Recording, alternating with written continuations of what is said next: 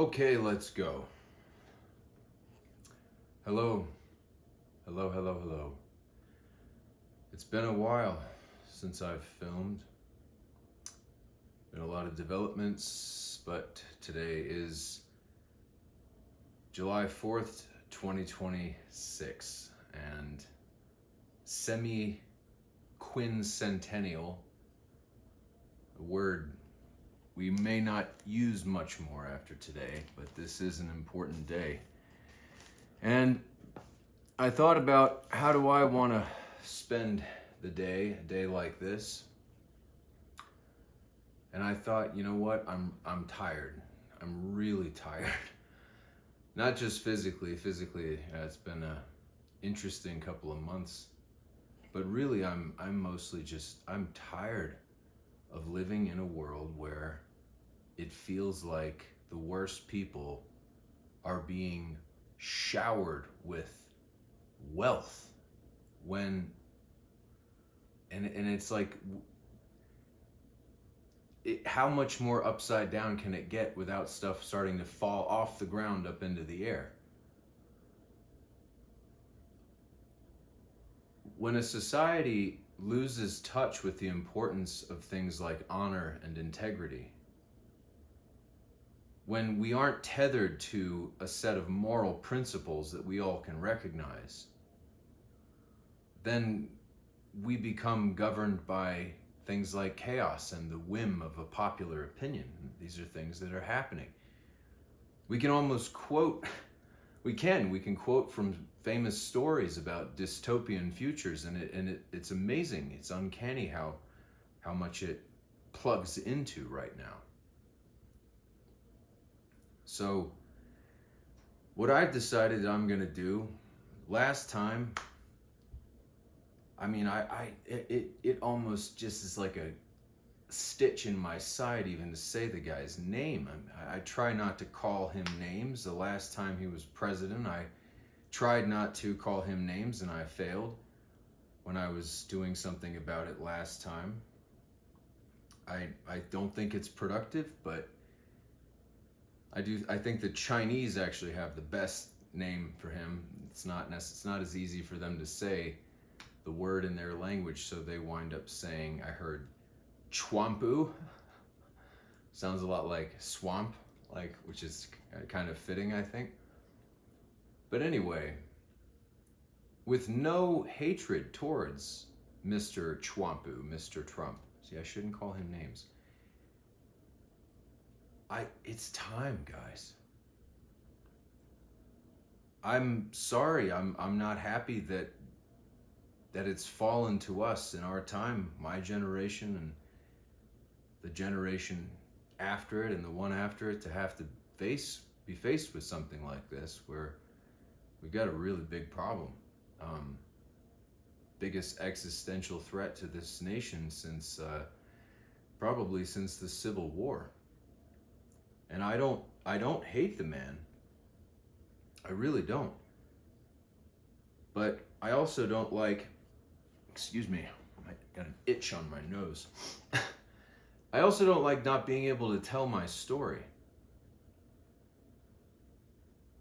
Last time he was president, I was on Twitter before Twitter got bought and run somewhere underground in terms of ability to, well, I'm not going to go into it right now, but I think when Stephen King left, I left. That was it for me.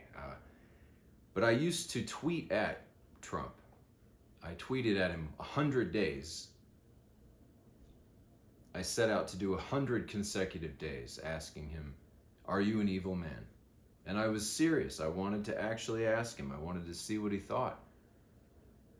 And he never actually responded, but a couple of times he did.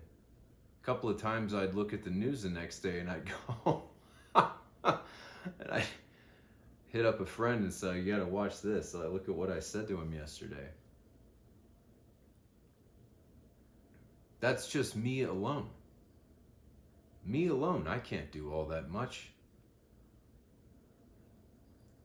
I gave my word that I wouldn't talk about it so I won't name names, but I also don't feel very much like I should have to be quiet about the work that I've been doing behind the scenes for the last 8 or 9 years, fighting corruption in big business, big tech. I shouldn't have to be unable to say, if you were working in the gig economy in Southern California in 2017, 2018, you may remember your pay was being cut steadily, and then all of a sudden in April 2018 you got a big raise. Well, can't maybe ever officially prove it, but if you look at the facts, I'm not going to go there today. I'm trying to walk a fine line here. But if you look at the facts, especially a certain critical piece of evidence that I could offer towards that idea, it's possible that I helped you and you never knew about it. I don't care about being credited. The point is this country didn't get started by one person. It began as a conversation. We got to do better. We can do better. We can do better together. And then it was 55 people 250 years ago today put their names on a document and said, we can do better. We have a better idea. Self-government.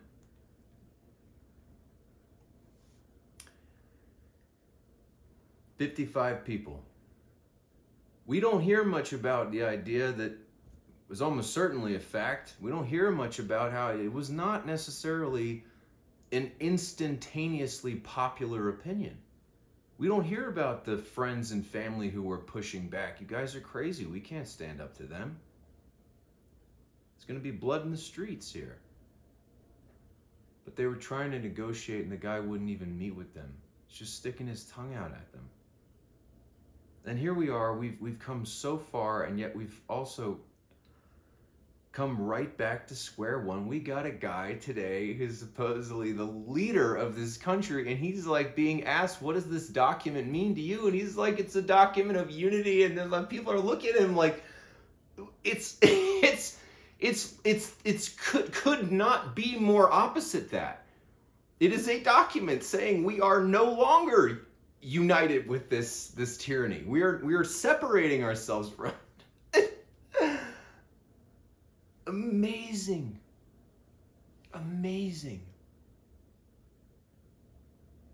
Absolutely astonishing.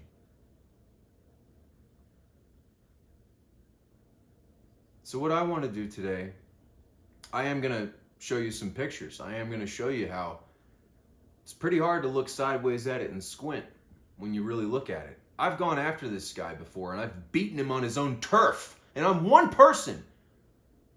The most appropriate way that this tyranny can end, how best for it to end is for we the people to actually do this ourselves like it was done in the beginning. And I think the most poetic justice we could want for this situation, the most appropriate way for it to end is for one of us who's not some huge big celebrity big deal.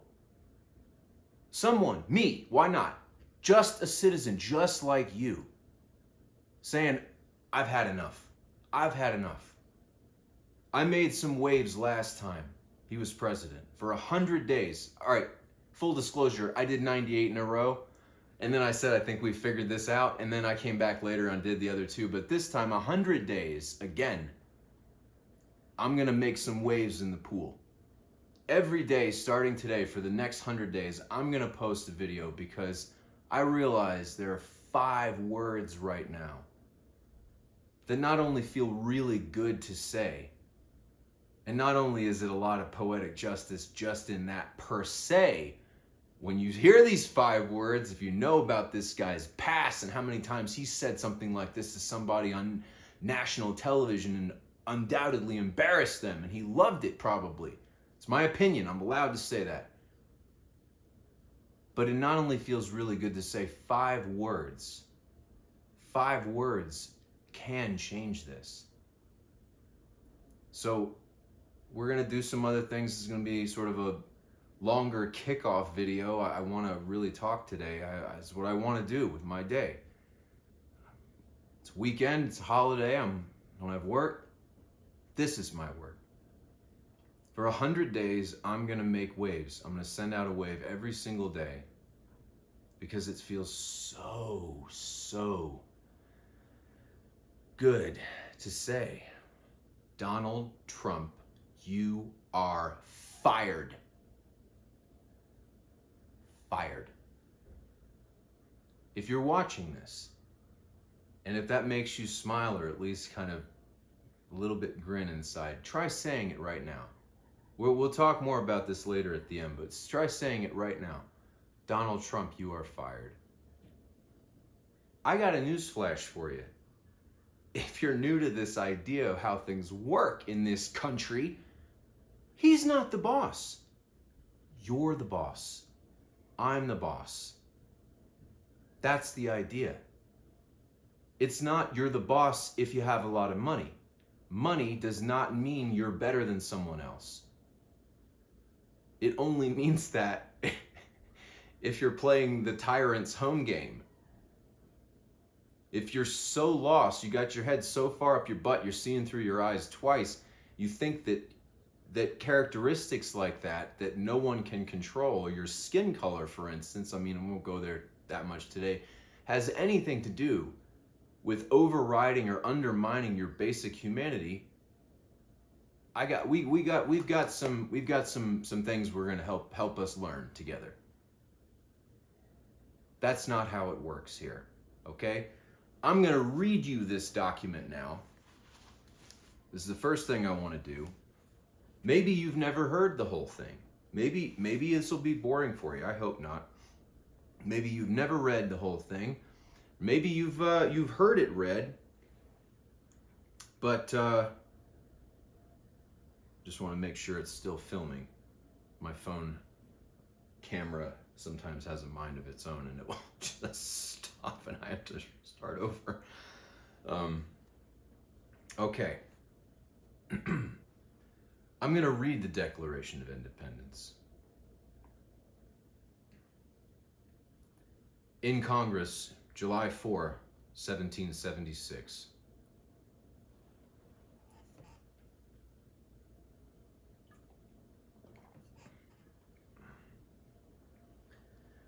The unanimous declaration of the 13 United States of America.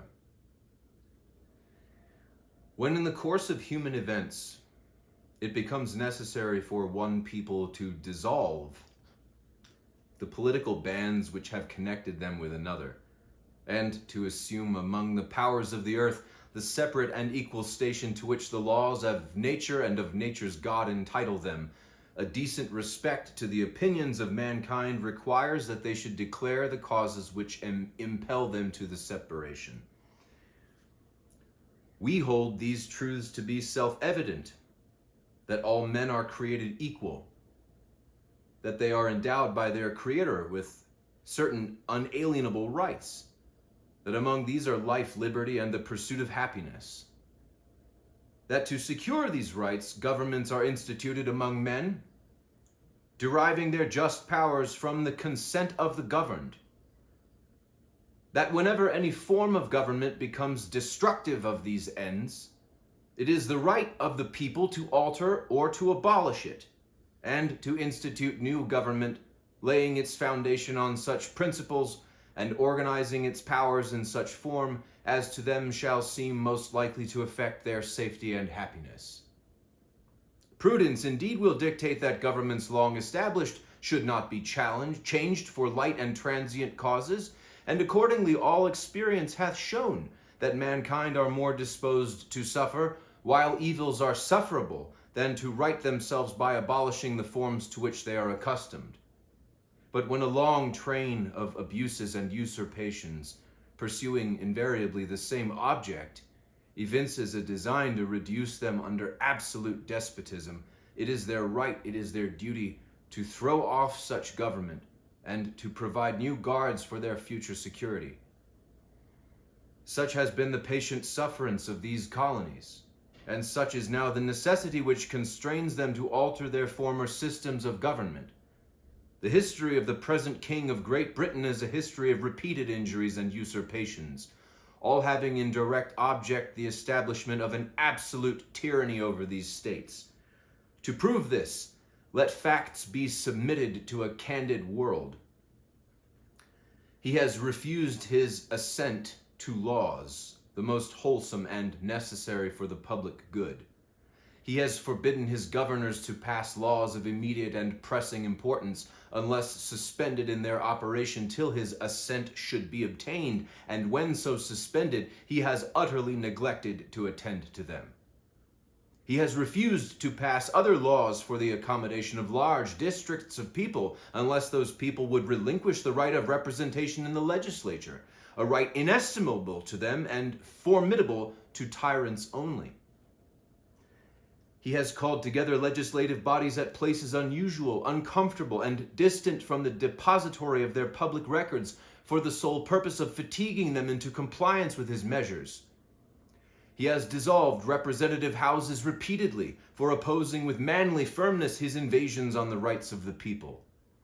He has refused for a long time after such dissolutions to cause others to be elected, whereby the legislative powers incapable of annihilation have returned to the people at large for their exercise, the state remaining in the meantime exposed to all the dangers of invasion from without and convulsions within.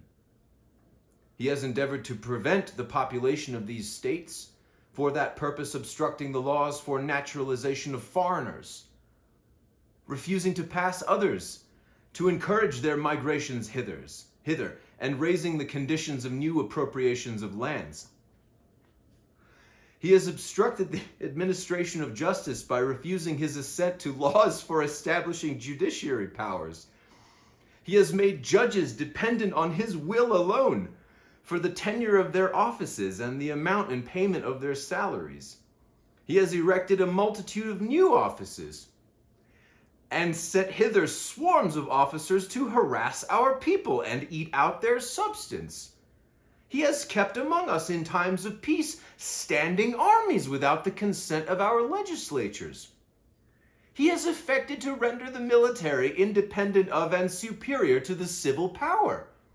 He has combined with others to subject us to a jurisdiction foreign to our constitution and unacknowledged by our laws, giving his assent to their acts of pretended legislation, for quartering large bodies of armed troops among us, for protecting them by a mock trial from punishment for any murders which they should commit on the inhabitants of these states, for cutting off our trade with all parts of the world, for imposing taxes on us without our consent, for depriving us in many cases of the benefits of trial by jury, for transporting us beyond seas to be tried for pretended offenses, for abolishing the free system of English laws in a neighboring province, establishing therein an arbitrary government, and enlarging its boundaries so as to render it at once an example and fit instrument for introducing the same absolute rule into these colonies, for taking away our charters, abolishing our most valuable laws, and altering fundamentally the forms of our governments,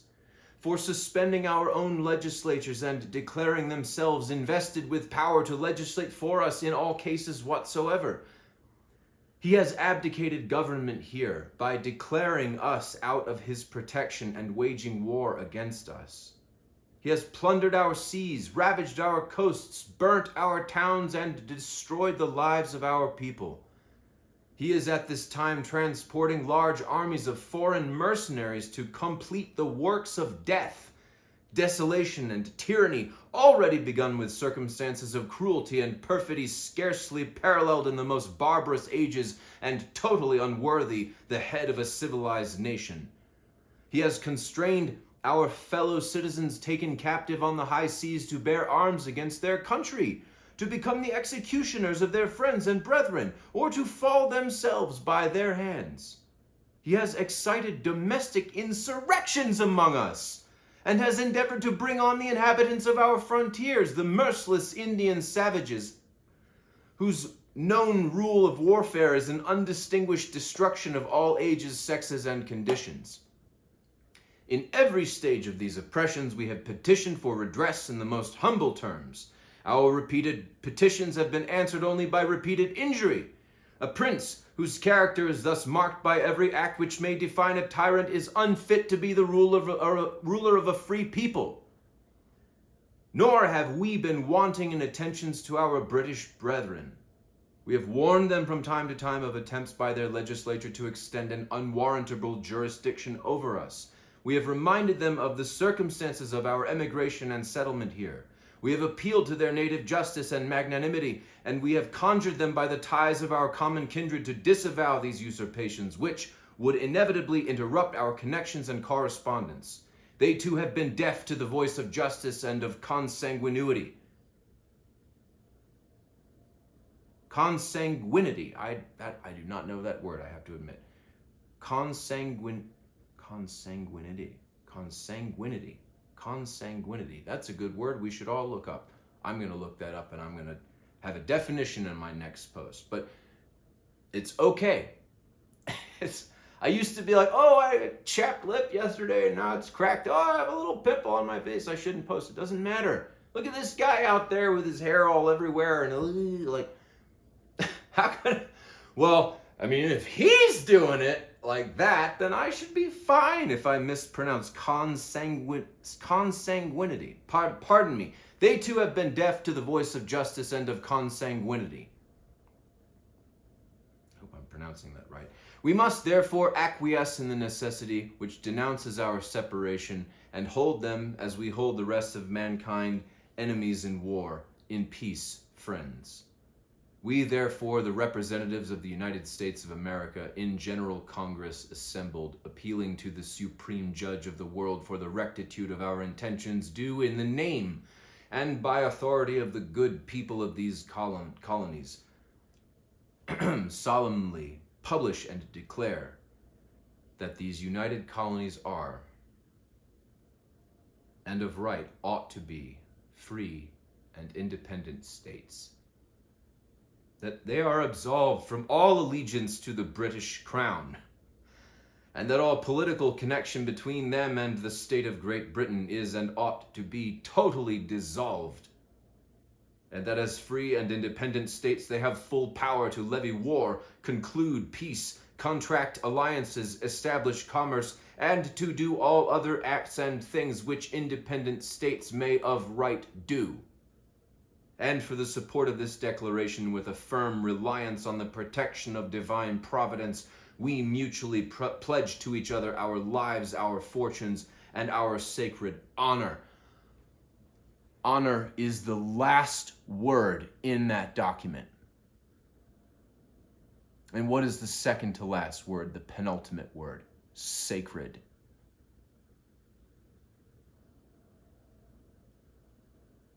Now,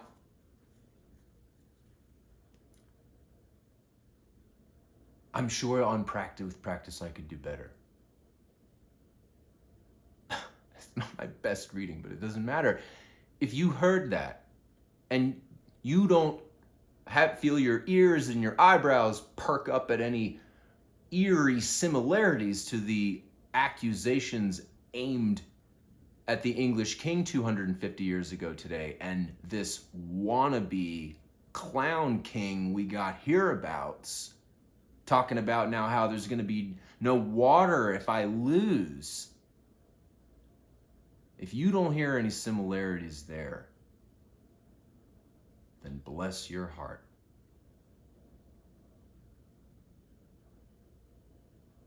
If maybe I'll never be, someone whose name even though I've got this ridiculous name. Oh, I didn't introduce myself this time. My name is Aionycles. If you're coming over from Instagram, I have 4 names and I use my middle 2 on that, so don't be off put. Over here, this is me, like warrior mode, so I use my Greek name. Long story, but it doesn't matter the outcome here. They didn't sit down 250 years ago today and hem and haw and scratch their chins over, the risk assessment they didn't ask AI to tell them the odds of success. They said, with a firm reliance on the protection of divine providence. This was a leap of faith for them.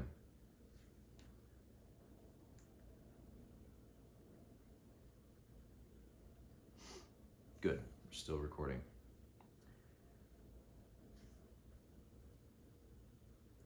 I'm going to show you a picture now, a few pictures. I'll show you how crazy this guy is, my personal experience. I think I'm in the middle of my 7th legal battle right now. I absolutely despise doing this. I'm not a troublemaker. I joke around I'm a trouble breaker.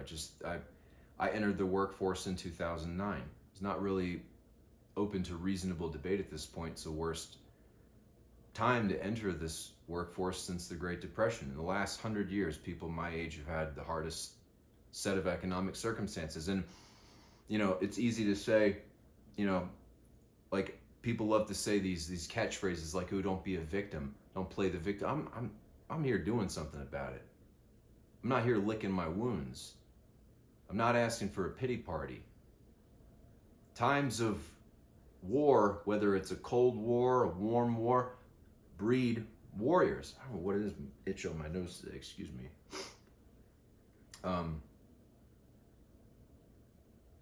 First time he was president, he said something about I could shoot somebody in the middle of Fifth Avenue, and I'd probably still get elected. Well, I was in New York City when he was president last time.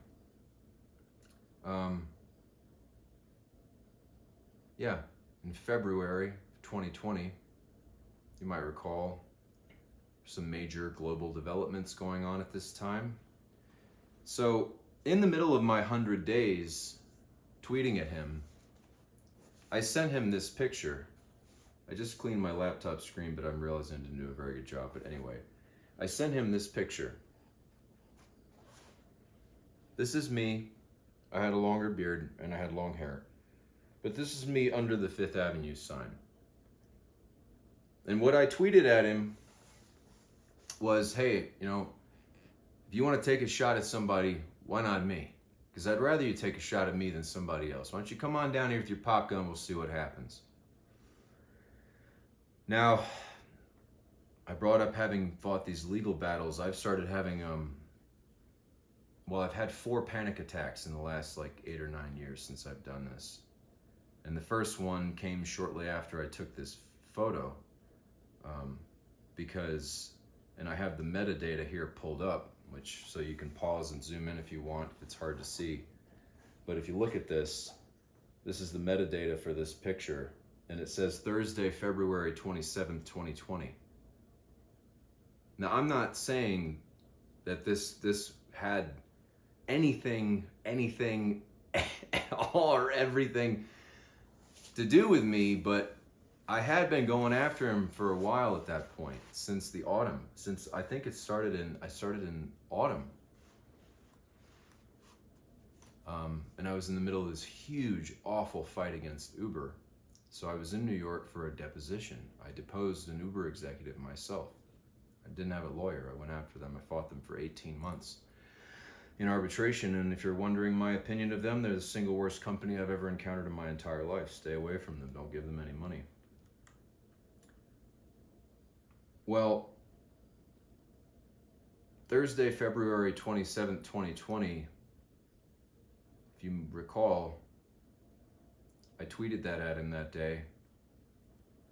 I think it was that day. Later on that day, I think I tweeted it at him. Well, Thursday, Friday, it was Saturday, February 29th, 2020, that the COVID outbreak was reported in New York City. So it was 2 days later. It was the first, tell of the outbreak happening. So that freaked me out. That was pretty freaky. And that really happened. I don't have any other story to tell you because that's the truth. But I don't expect you to take me at my word on that. Even though you see I'm no computer whiz. I don't even know the first keystroke in trying to fabricate something like that. I really don't. And more than that, I don't lie, but I don't expect you to take me at my word. So let's look at an actual tweet. Okay? Now, I did call him a name on this one, and I feel a little bit bad about that. I shouldn't have done that. But I learned through the process of this, and I was younger back then, that this isn't the best way forwards. I used to send him messages at 5 or 6 a.m. East Coast time when I knew that he was up and like obsessively like looking at things and tweeting like he used to do and still does. I tweeted at him this, and this is my Twitter account. Again, I have 4 names as under the 2 names that I use on Instagram. But it's me. And you can see here, at Real Donald Trump, day 40 out of 100. Come on, D-boobs. Let's go a few rounds. Verbal fisticuffs, you and me. Blow off some steam together. I'll MC hammer your ass like you wouldn't believe. I excel at performing Shakespeare. It means with regards to words and battles of wits. Can't touch this. You evil bro? Now that's 5 a.m., November 26, 2019. Okay? 5 a.m., November 26th. The next morning, he tweeted this. You may remember this. This is 7:54 a.m., November 27th, 2019. He had someone Photoshop his face on the body of Sylvester Stallone from Rocky IV. Now, I like boxing, and I've taken some classes, and I have my wraps actually sitting right over there. So, and I have my gloves with me. I wasn't at home. I was on the East Coast visiting, and then I was just sort of figuring out what to do with the pandemic. But so I tweeted back at him with my wraps. I wrapped my hands, and I had the gloves on, and I've lost some weight the last 2 months, but I'm bigger than I was. But I took my shirt off, and I've got tattoos, and I posted a picture of me like this. And I was like, okay, you call pay-per-view. Go ahead. Yeah. New York or DC, I'll show up. You twice my age, but you got 100 pounds on me, we'll call it square. And I sent it. But that's me alone. That's me alone.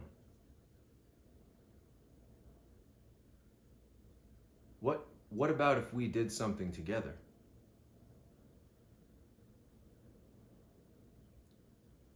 What if this really can change, but it has to start with us believing it's possible?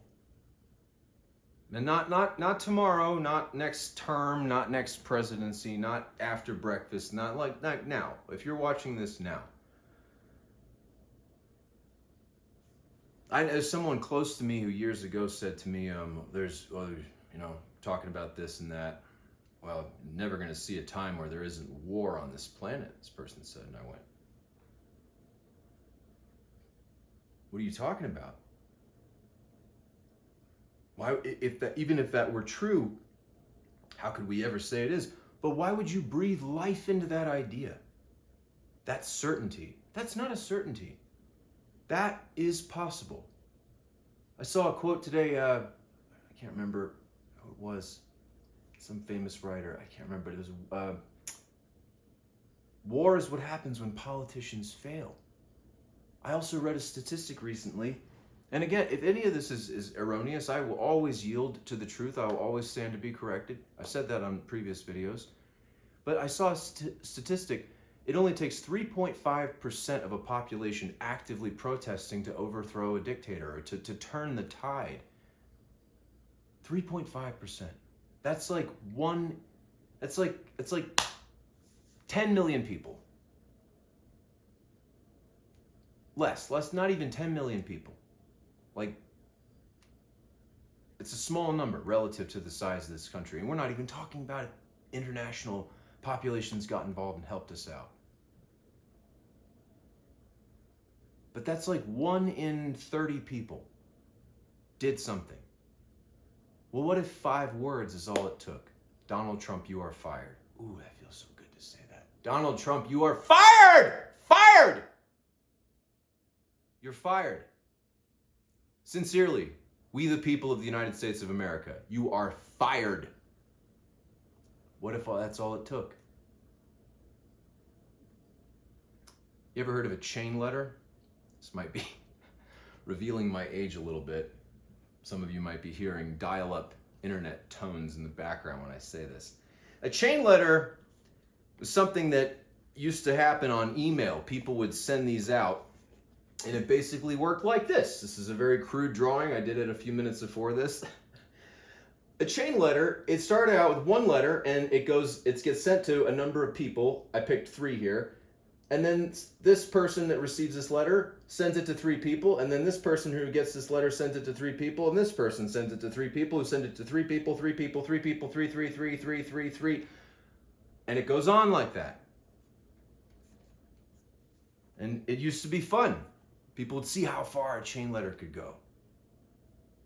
So for 100 days, starting today, and some days it'll just be me, quick selfie video. Hey, guess what, guys? Donald Trump, you are fired. Sincerely, Aionycles. Post. Oh, and by the way, send this to 3 people. See, we'll start a wave, like in a stadium. You know, when people go up like that. Okay, well, just starting a wave here. Let's just search it for fun. Maybe it goes nowhere. Maybe it does nothing. Who cares? I don't want to have to live any more than I already do with the idea that I'm gonna be some old fogey someday and having young people ask me, or maybe my children, what was it like? What were you? How did you deal with that? Well, I just showed you how I dealt with it last time, and I'm dealing with it this time this way. You're in a pool and it's really calm, and you go like this. The water it'll send out waves, and the waves will come back. So I'm gonna do this for 100 days. Every day, Donald Trump, you are fired. And we'll see what happens. Because maybe you're tired just like I'm tired. Maybe when you hear the Declaration of Independence read, whether read skillfully or not, you start thinking, wow, that sounds a lot like the kind of stuff we're dealing today with this president. Maybe this isn't a good thing. Important point I want to make. I'm gonna do one more thing just for fun today, and then we're gonna conclude. Hopefully the camera hasn't stopped itself. Oh, technology. Nope, we're still going. Good. One take. I love it. Really important point to make. If this were to work, if we could not only count up to 100 days here on this little project of mine, but count down to the last 100 days, hopefully, of this man's public influence ever being anything we need to take seriously ever again. If we are going to be able to fix this as a society, it is really important for those who are hurting, feeling like the idea of supporting him is like ice melting under their feet. It is really, really, really, really important to be gentle. The last thing we need, and it's going to happen no matter what anybody does or says, but the last thing we need is for somebody to be like, ha ha ha, I told you so, I told you. That's not going to help. This is a time of reformation that we're headed for. We hope. I hope. But guys, what if this could just end, just like that? What if it could just end? And all it takes is you hearing this, feeling this wave come, and sending it to 3 people. That's all you have to do, is send it to 3 people. Or even better, repost it. All your people see it. Or even better, make your own video. Hey, I just want to say, I got something to say. It feels really good. Donald Trump, you are fired. If you're looking at this, make your own video or send this to 3 people. We're going to do something about this. I think it's allergies or something getting my nose today. Excuse me. It won't stop. What if that's all it took to be a fulcrum over which this situation pivots away from all these dark futures that are like careening towards us right now? I don't want to see another 2 years of this. There are things in the Constitution like that have never been used before. Safeguards, safety nets, things that we can come together as states and do independently of the federal government, and they will have to fall in line. Because we are at the point where I think that we need to seriously start talking about amending the Constitution. There's too much money in government. It's never meant to be that way. It's not, oh, I think I can help. And by the way, I have $20 million that's needed to, get through the door to run. No. Anyone should be able to say, I think I can help, do their service and leave.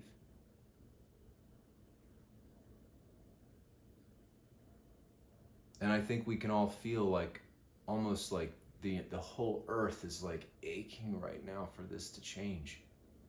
Real change. But real change, even the idea of this country, it didn't start out here. It didn't start with a piece of paper. It didn't start with someone's beautiful handwriting. It started right here. Right here. Right there. With an idea. Government. For the people. By the people. Self-government. Former President Obama just said what a radical idea this was. I said on my very first video on this channel, the word radical comes from a Latin word that means root. We are so far away from these roots that we are like staring down the barrel of a leader who is doing a lot of the things. There's an eerie echo in the things they were accusing the English king of doing. That these are exactly the things we're facing now.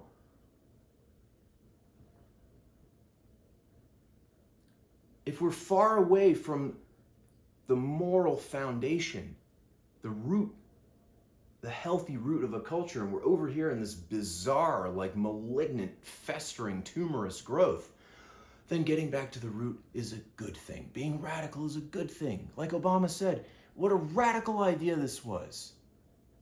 I mean, if you feel a subtle dig at the current president with that, then I feel it too, because he's trying to slap labels on things. Guys, I think this is his last line of defense. I really do.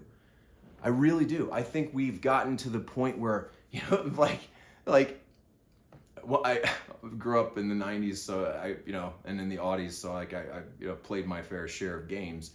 But if you get to a boss level and you got to take out part of the boss that's and then you sort of peel it down to its last level of defense, and then it's got this crazy all or nothing attack. Well, Trump's all or nothing attack is he's realized there's no one left to blame. I'm left here without a chair in the game of musical chairs here. This isn't good. This isn't good. This isn't good.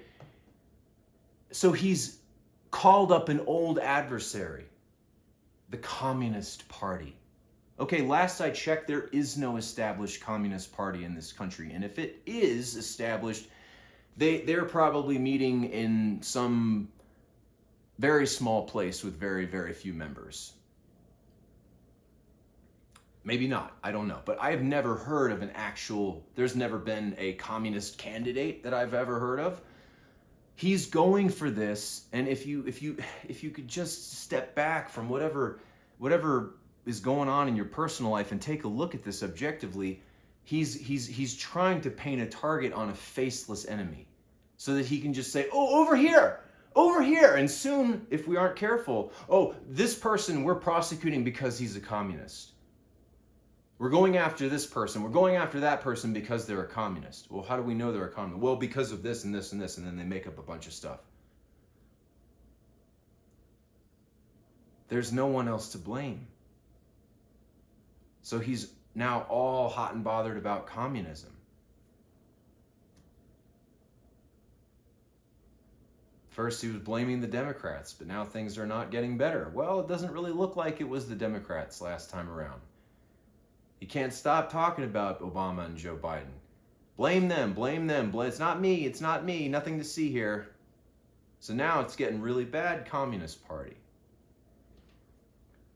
I feel the entire Earth, I feel our whole solar system like, it's almost like even the sun is like up there, just like, oh man, figuratively like eating popcorn. Oh man, this is so wonderful. Like what's about to happen here? Like they're about to figure it out.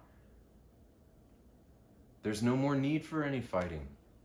There's no need. Whatever your cause is, just imagine you've won. You've won. We have people wobbling over a 1,000-year-old dispute about a scrap of land and killing each other en masse. It's like, what? That's insane. You got to learn how to coexist. Or it should be like kids, you know, you take your toys away, you know.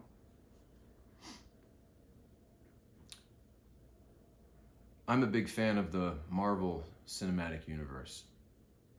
I'm acquainted with a few of the actors who were in the, you know, who are Avengers. Depending on where you draw the line, met 3 or 4 of them. And, but I've become a fan only because of the films. I didn't grow up reading comics. It was just not something that I got into. I had a few growing up. Oh, this is a long video now. I should finish. But over the course of 20 years, something really, really interesting happened. And I want to share it with you today, just for fun. This is pretty silly, but I want to share it because I think it... what is that line from Batman Begins? Speaking of superheroes on the other side of the other one street over at DC, but what was that line? Theatricality and deception are powerful agents. Okay, well, I'm not really down with deception. That's just not how I roll. I can't really live with myself. It's just not how I was raised. I'm honest. But this is for fun.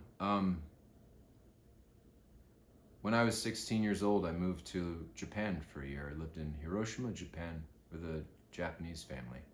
Spoke very little, next to no English. My host sister, she spoke some English, but that was about it. And while I was there, it was the first time I was, 16, 6 feet tall, was basically an adult all of a sudden. It was the first time I got to buy my own clothes. I was getting much taller, and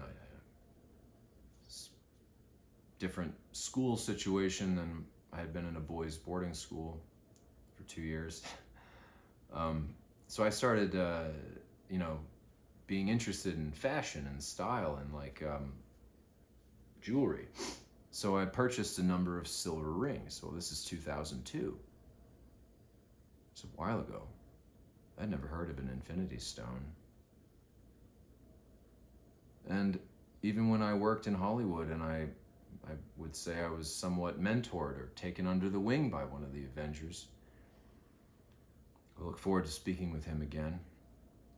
Even after that, I had not seen these films yet. I didn't know what these things were.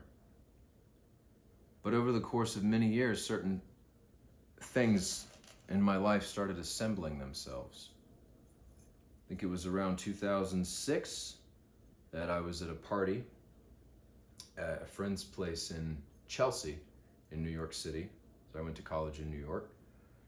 And one of my college friends, in his grandmother's apartment, we had parties. This chain was around the bust of a mannequin, a bust, just the torso and up. And I found it one day and liked it, and found that I could wrap it around my wrist several times. And again, I had been into fashion and costume and things like that for a while. Went to school for theater, and because of a love of literature, and that's how I'm acquainted with people in the industry or the business, or whatever you want to say. But my friend let me borrow it, and later on when I offered to return it, he said, no, you can keep it. It's a crazy itch on my nose. Maybe I should wipe my That's what it is. I needed the American flag to come to my rescue.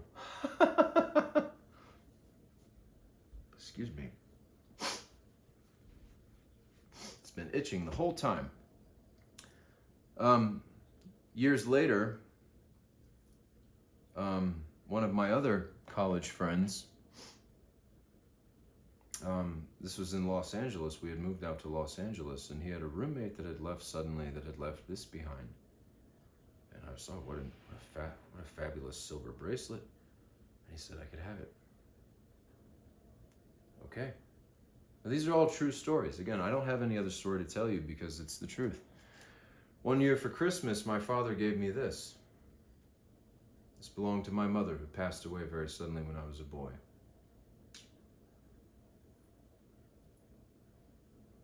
I don't remember when it occurred to me. I remember when the sixth one came through and I sort of shot awake in bed. I mean, I didn't like shoot awake, but I sat up in bed and went, no way. And I went over and looked at it, and sure enough, this I found one morning on the street in my neighborhood in Los Angeles. It was a nice neighborhood, but I had had kind of a wild evening. I did something that I would never do again. But I happened to find this the next morning on my way to get some breakfast.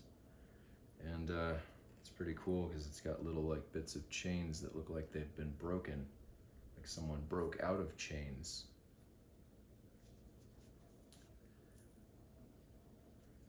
And so then I didn't even know it. In 2017, I took a vacation and left Los Angeles, and I went to a place that I love and that I was spending more and more time, where a friend had moved. And I found a very beautiful ametrine ring, purple ring. And only when I've lost this much weight does it fit there. And then years later in Los Angeles, I found a labradorite ring, which looks very much like a tesseract. And then years later, oh, I forgot one actually. Hold on. Where did that other one go? Oh, there. One left over from when I was a kid. There's waves on it. Reality is a fluid concept. But years later, this was one of the coolest presents family ever gave me. This is an ancient Roman ring. It's a 2,000-year-old ring. It's dug up outside of in the desert outside of Jerusalem. It's very interesting because in the Marvel film in which this stone is dealt with, it takes over the body of a person who, principal actor in that film, was born in Israel. So that's interesting. Strange coincidences. And I like to say coincidence, mere coincidence, is for amateurs. But so that's a bit fiddly, but that fits there. And then it wouldn't be without these two that I got in Japan, it wouldn't fit on my pinky. Usually this one goes on a ring finger. But this carnelian ring I got elsewhere in Los Angeles fits there. And then the one that I first got, I think was in 2014. I'd never heard of the time stone. Just so happens to fit there. And there just so happens to be a silver ring I got in Japan that keeps it right where it belongs. And there's even a small silver one that fits here, which is really interesting because if one were to snap one's fingers, it connects with the bone right here, and it doesn't feel good. So it actually hurts to use it, which is also pretty interesting. Again, this is all for fun. But then I bought a chain when I came back to that same place where I was visiting a friend on vacation. A little quick couple days vacation because my life was being destroyed by Uber at that time. But I got this nice chain and an amber pendant, and it didn't feel like the right pendant for the chain, so I gave it to my friend who lived here. When I got back to Los Angeles, I went to the shop where I had found the soul stone, not knowing it was the soul stone, of course. And I asked them, do you have any amber pendants? Because I just gave mine away. And they said, yes, we do. And they had only 2, but they did have one, and it fit. So I purchased it. And when I got it home, it was a couple of days later, I remember sort of just, it occurred to me, and I sat up and I was like, no way. And I went, and for the first time, I put the entire thing on like I am now to show you. That's absurd. I did not do that intentionally. Now you might be like, oh yeah, right. No, but I just told you the story. It took 20 years. I'd never heard of an infinity stone. How did this happen? Most of this was given to me. Well, what if it is just that simple, guys? What if it's just that simple? That here, before the fireworks start, on America's big, beautiful birthday, once in our lifetime, what if all it takes is one snap? And you might not feel it right away. It's not like a physical shockwave. But what if it's enough to make you believe it's possible to really do something? I did something about corruption in this country, and I wound up helping out something like 30,000 people back in 2018. So what if all it takes is one of us saying, even if this means the end of me,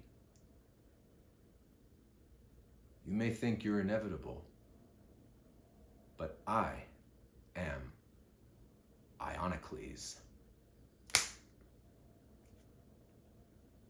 And what if it's just that simple? That did hurt. What if it's just that simple? That just like that, just snap. And all this darkness will start to wash away. I did it. I just snapped my fingers. I used it. And you know what I thought? Peace. My wish was peace. My wish was peace, and it takes the form of Donald Trump, you are fired times 100 days. So I hope you'll join me. If you watch this to the end, blessings upon you. Namaste. This is for fun. I don't take this totally seriously. It is kind of ridiculous that this has happened, but it's for fun. And I'll snap my fingers 100 more times if it's necessary. But I think once is all it takes, because I think you feel it just like I do. There's something terribly wrong with this country, and we the people are charged with doing something. So even just sending this out, even if you want to laugh at me, make fun of me, I don't care. I don't have very much ego left to lose. I don't care. Go right ahead. But pass this along. Be a part of the chain letter. And let's see, we put enough pressure of public outcry on this situation. Maybe they actually will impeach him. Maybe they actually will realize we don't want to be hitching ourselves to this guy. He's going down now in flames. Not all of my videos will be as long as this one, but that is something you could do, that when your kids and grandkids are coming to you later and saying, you know, what did you do while this was happening and everything was burning, that you'll be able to say, let me tell you what I did. You know, oh, I have this ring on backwards. I prefer to have it on like that.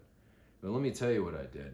Me and this interesting dude named Aionycles with a strange name and like a real Infinity Gauntlet and snapped his fingers and used this thing to wash all of this stuff away, just like it happens in this new mythology in our culture in Marvel. It's just that simple, guys, but I can't do this part alone. You've got to feel the wave and carry it. lifting up a lantern here, but it's not my light that burns therein. Happy birthday to the United States of America. Since I've been doing something about this, I can tell you I've never felt more proud to be an American. Never even really knew what that was. Now I know what it is. Because occasionally, even though I bear them no ill will, I tell off one of these corporate defense attorneys like I just did the other day. For the way that they behave. They're officers of the court. They're sworn in. They're supposed to be holding themselves to standards of honor and integrity. And the stuff that I've seen from these people is horrifying. Horrifying what they'll do. It's just like a game for them. For us, it's real. It's our lives. I wish you all the best today. I hope you laugh. Laugh knowing that maybe that means we've hit the bottom point. We've hit the nadir, the low point, and we're going back. Maybe that's all it takes is one person going, boom. Why not? Catch the wave. See how far around it goes. I'll do this for 100 days. Even if the wave comes back, great. I'm going to keep rocking the boat, making waves. I hope you'll join me. So until I guess tomorrow, I still have to give a quick blurb about this on Instagram. I might snap my fingers again. But until tomorrow, I'm signing off now. Faithfully yours, your countryman, Aionycles. Wish you all the best. We're just over an hour here. That'll work. Okay. Bye for now. That was fun.